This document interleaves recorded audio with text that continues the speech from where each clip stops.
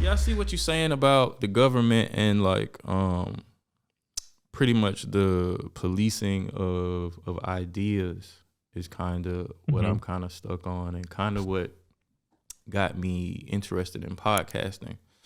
Because I noticed like a lot, of course, like the mainstream media, they all have a script. I've seen this one video where they're like all it's like 100 stations saying the exact same script Yeah. verbatim, word for word. I can't remember what exactly they're like announcing or whatever, but Mm-hmm. it's all of these small town Local. news Yep. organizations were a part of the same like entity, and they all Mm-hmm. disseminated the same exact script for them to all read on the same day at the same time. And they put it was like 100 little expanding videos as the Yeah. video go on. I was like, whoa.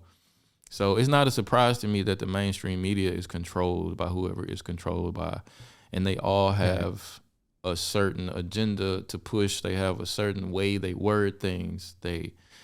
Um they want a certain idea to be the prevalent one in society, and if you disseminate from that one, especially if you work for them, like if you're a journalist or a talking head on one of these shows, if you disseminate from what they want you to say, then you're out of it. You fired. You canceled. Your life Right. is over. Maybe you get a Exactly. Me Too charge or something like that. They gonna get rid of you. Right. It's Out of obviously there. a orchestrated um thing, and like getting away from the whole black thing, but like you said, other civil rights movements. Like now it's um like you were saying, the whole feminization of men thing, and like Mm-hmm. going away from masculinity. Masculinity is toxic. Right. Uh, Women should be in charge of everything. The pay gap lie. You can go on and on with it, and it's pushed in the mainstream media. It's pushed in liberal podcasts. It's pushed on, TikTok is very liberal, Mm-hmm. and it's pushed in the movies and the Right. TV shows the most. Like I can't watch something now without getting completely taken out of whatever story's being told by some trans person popping up in the scene, and Randomly. they Right. just randomly have to be told that they're beautiful and they're special in the moment.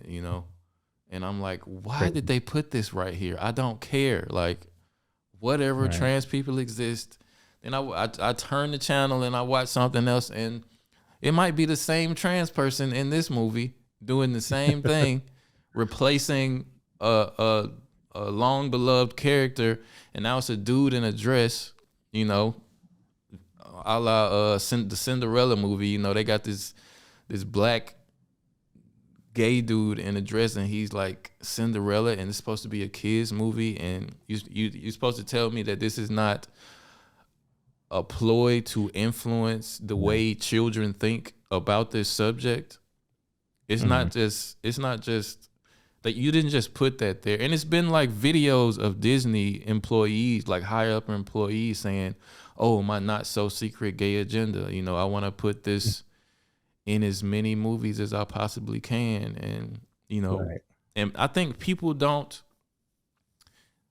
realize how susceptible to persuasion and to propaganda they are, even as adults. Right. They don't like everything you watch is it can sway how you think, even down to Mm-hmm. a commercial, Right. a advertisement. They are trying to convince you to buy this product and get you familiar with it, to where the next time you see it and it's on sale, you probably buy it because you saw that ad. Right. But people, it's like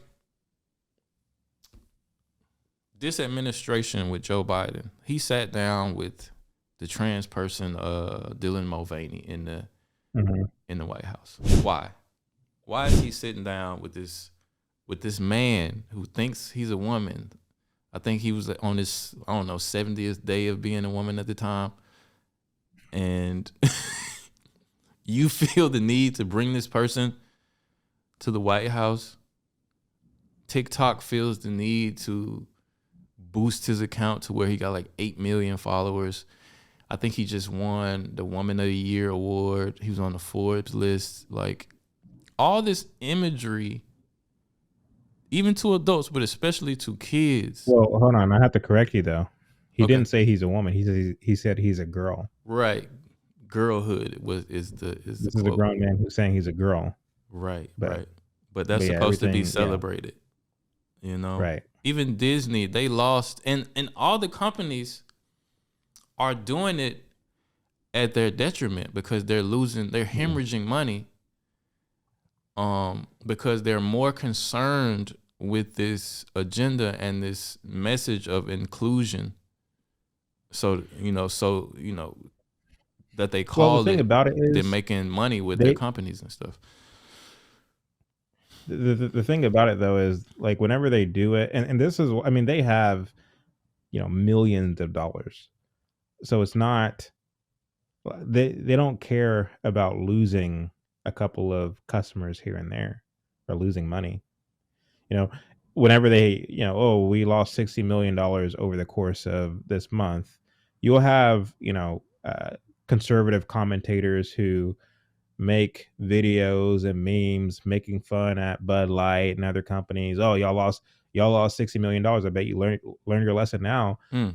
Meanwhile, the executives at Bud Light, they're getting the last laugh because here's the thing, they're not thinking about you and me whenever they put these commercials out there and all these things. Disney, they're not thinking about you and me, a couple of 30-year-olds. They're thinking about your children. What they're doing is called normalization. Right. To the extent that you could pump the media airwaves with pro-trans, pro-LGBT propaganda, they are laying the groundwork for future generations. Because to the extent that your children's, little mental clouds is being pumped with the normalization of LGBT, they will learn to think that this is normal, that this is acceptable, that this is moral, and you're actually immoral if you challenge it. Right.